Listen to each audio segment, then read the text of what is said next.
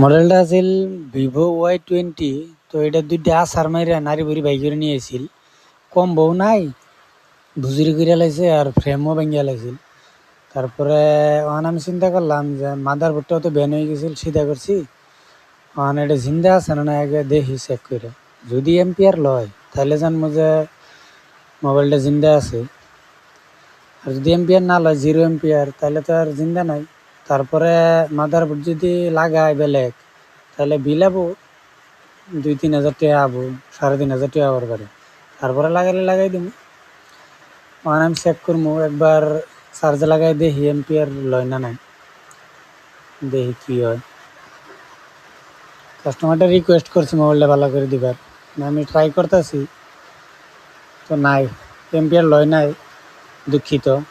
মানে mother board লাগাইলে মোবাইলটা চালাবার পাবো, কিন্তু খরচা বেশি হবে। ডিল করে দেখবো কাস্টমারে কি কয়। Thank you.